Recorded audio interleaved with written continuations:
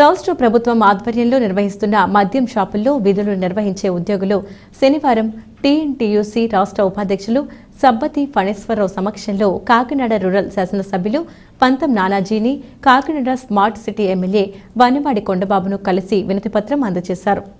ఈ సందర్భంగా వారు మాట్లాడుతూ ఆంధ్రప్రదేశ్ స్టేట్ బెవరేజెస్ కార్పొరేషన్ ఆధ్వర్యంలో నడిచే మద్యం షాపులను తీసివేస్తారని, మద్యం షాపులను ప్రైవేట్ పరం చేస్తారని సోషల్ మీడియాలో విస్తృతంగా ప్రచారం జరుగుతున్న తరుణంలో తమకు ఉద్యోగ భద్రత కల్పించాలని కోరామన్నారు.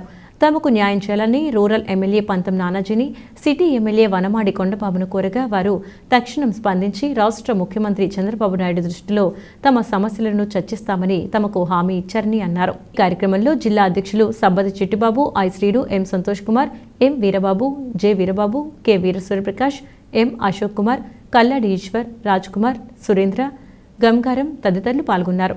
Andhra Pradesh state beverage corporation house tours and employees union జిల్లా అధ్యక్షులు అలాగే మరి మా ఎంప్లాయీ మొత్తం అందరూ కూడా మేనేజర్ గారిని కలవడం జరిగిందండి.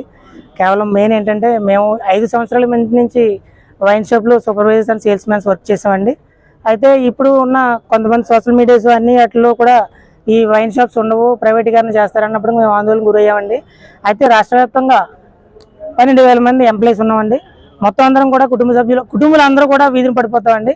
దయచేసి మాకు ఉద్యోగ భద్రత కల్పించాలని, అలాగే మాకు ఉద్యోగ భద్రత, ముఖ్యంగా ఉద్యోగ భద్రత, మరియు మేము స్టార్టింగ్ డిగ్రీతో క్వాలిఫై వచ్చిన 10 మంది మాకు డిఎస్సి అంటే డిస్ట్రిక్ట్ సెలక్షన్ కమిషన్ దగ్గర నుంచి అపాయింట్మెంట్ తీసుకుని వచ్చిన వాళ్ళు మేము. జాయింట్ కలెక్టర్ గారు మమ్మల్ని అపాయింట్ చేసుకున్నారండి. అట్లాగే ఈ ఆర్డీఓ గారు అందరి సమక్షంలో మేము వచ్చాము. గవర్నమెంట్ రిక్రూట్మెంట్ ఎలా జరిగిందో ఆ విధంగానే జరిగిందండి.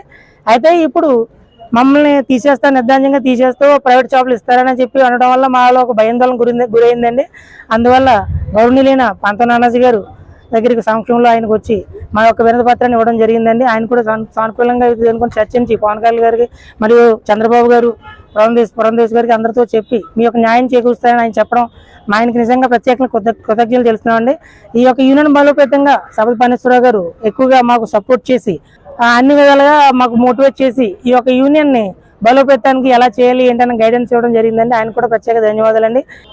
మరి 2019లో గతంలో ఉన్నటువంటి వైఎస్ జగన్మోహన్ రెడ్డి ప్రభుత్వం మరి వైన్ షాపులను రాష్ట్ర వ్యాప్తంగా ఏదైతే మరి లిక్కర్ పాలసీని ప్రభుత్వమే అమ్మాలనే ఉద్దేశంతో మరి లిక్కరు ప్రభుత్వ ఉద్యోగులతో అమ్మించాలన్నటువంటి సంకల్పంతో ఆనాడు డిఎస్సి నోటిఫికేషన్ ద్వారాగా అర్హులైనటువంటి వ్యక్తులందరూ కూడా సుమారు 3,600 షాపులకి 3,600 మంది మరి సూపర్వైజర్లు, అదేవిధంగా సేల్స్ మ్యాన్స్ మొత్తం టోటల్గా దగ్గర 12,000 మందిని రిక్రూట్ చేసి మరి ఆంధ్రప్రదేశ్ రాష్ట్రానికి ఈవేళ ఇన్కమ్ అనేటువంటిది లిక్కర్ తోటి అయినటువంటి సంకల్పంతో వాళ్ళకి పగలు మరి పనిభారం పెట్టిన కోవిడ్ టైంలో కానీ మొత్తం ఏదో విధంగా ఎంత దూరం వేసినా చాలా కష్టపడి ఇది ఉద్యోగంగా భావించి మరి వాళ్ళందరూ ఎన్నాళ్ళు ప్రభుత్వానికి సర్వీస్ అందించారు.